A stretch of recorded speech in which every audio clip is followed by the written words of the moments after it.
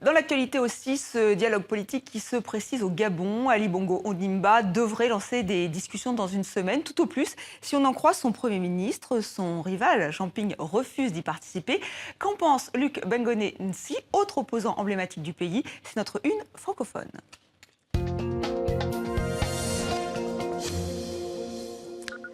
Un dialogue politique pour calmer le jeu après sa réélection contestée au Gabon. Ali Bongo Ondimba tend une main à l'opposition et surtout à son rival, Jean Ping, mais sans succès.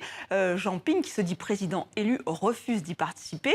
Avec nous sur ce plateau, Luc Bengone Nsi, bonsoir. Bonsoir, madame. Vous êtes vous aussi un opposant historique gabonais, vous êtes le président du mouvement du redressement national, le Morena. Est-ce que vous allez participer à ces discussions ? Merci, madame. Déjà, sur les médias de la République gabonaise, j'avais déjà déclaré que je ne participerai ni au dialogue de M. Jean Ping, ni au dialogue d'Ali Bongo. Je suis très surpris de constater que, après avoir insisté avant les élections, que les Gabonais se retrouvent pour débattre des problèmes de leur pays et que M. Ali l'ait refusé. Après les élections présidentielles, il demande à ce moment-là aux Gabonais de pouvoir se parler en insistant qu'on ne revienne pas sur les élections. Et je voudrais préciser que je crois que le monde pense qu'il y a la démocratie dans notre pays. Et quel est pour vous, est-ce que cette élection est valide ou pas? Mais vous savez, l'élection, la déclaration de la Cour constitutionnelle, pour moi, ne dit pas la vérité.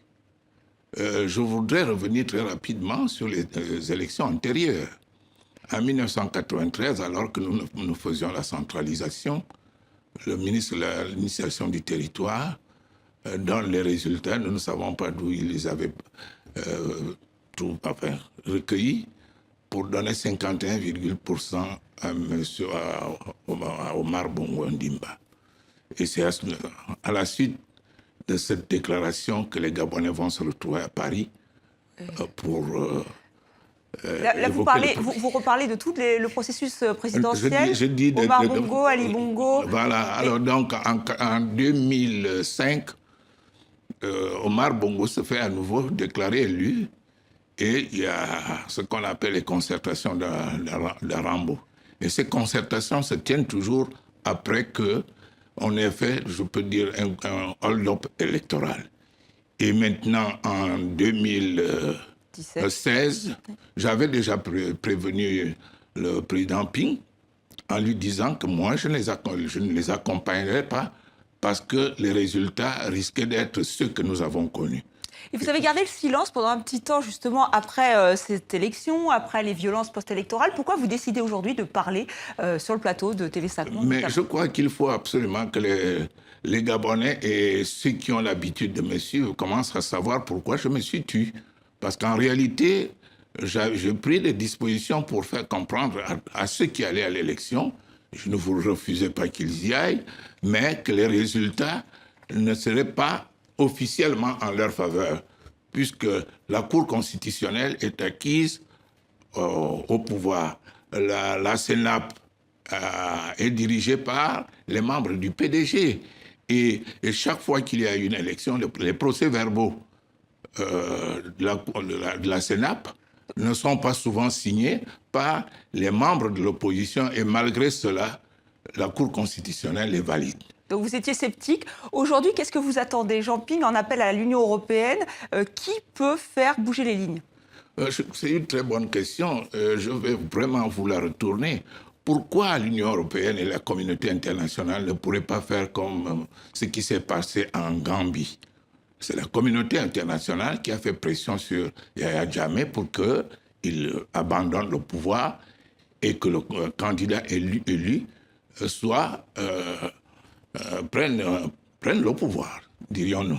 Pourquoi la communauté internationale ne se préoccupe pas du fait qu'on ait tué des Gabonais au siège de M. Jean Ping?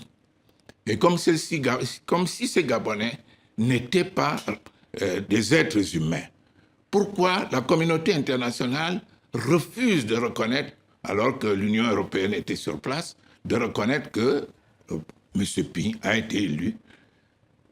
Voilà. Et vous savez, si j'ai décidé également de me mettre de côté, c'est parce que j'estime que dans la plupart de nos pays, il n'y a pas de démocratie.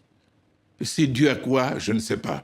Mais là, après l'indépendance, on a institué dans nos pays les partis uniques. Les partis uniques ne peuvent pas garantir l'exercice de la démocratie. En 1990, on nous a fait croire qu'on entrait maintenant dans le multipartisme, mais depuis, il n'y a pas d'alternance. Et c'est ce que vous dénoncez aujourd'hui. Merci beaucoup, Luc Bengonine.